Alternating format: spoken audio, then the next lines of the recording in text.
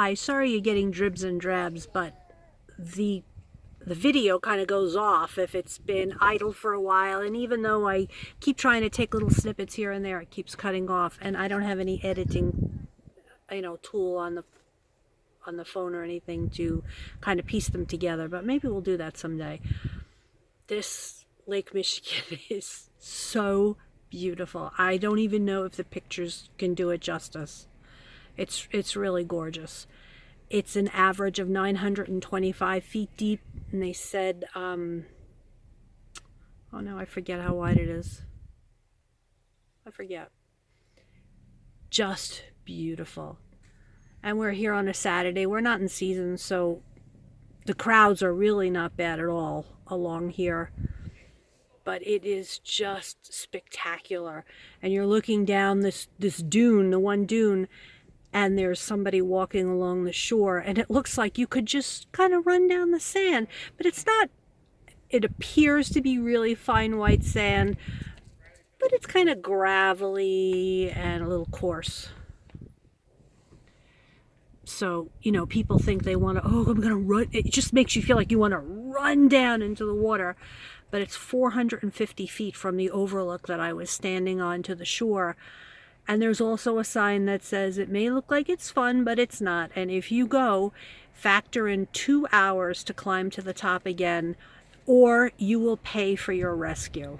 Which, you know what? There's signs all over. Everybody's telling you, don't do it, don't do it. So, if you do it, I can tell you we did the Cottonwood Trail earlier, and it's fairly gentle, kind of sloping up. The ups are pretty up, and the downs are pretty down. It was 1.5 miles, and you're walking in the sand, and it's pretty cool today. When the wind really blows, it's freezing. I would not want to do that in the heat. We're letting Bakey rest now. So Clark and I did this overlook separate. I went first, and I was gone like a really long time, and now he went, so he's putting on his jacket. I said there's a pathway to walk.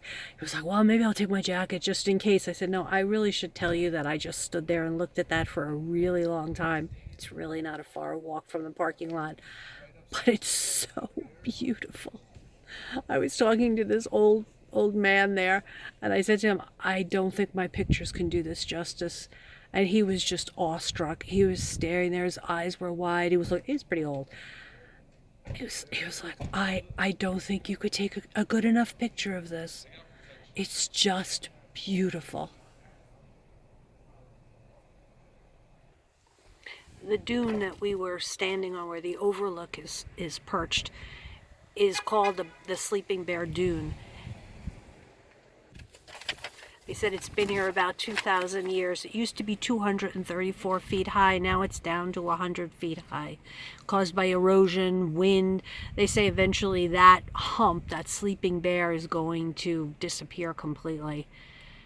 But I tried to, I don't know if you can see it in the video, but I tried to take a picture of the history, why it's called, it's an Indian folklore, why it's called Sleeping Bear Dune, and also the 2 islands that you see out. North and South Manitou Island are supposed to be where the cubs went down. If you read, I don't know if you can read it or not, the folklore around it, about the sleeping bear, the mother bear, and the 2 bears swam away, and the 2 bears drowned. The mother bear laid down, fell asleep, eventually died there, and the sand covered her. But kind of a sad, sweet little story. I don't know. When I read it and said, oh, Clark said, it's fake. It's only a story. It's make-believe. One more thing before we end our video. There are signs all over that say sand slide area. Be careful. You know me. I was looking back and forth for the sand to come down. No sand.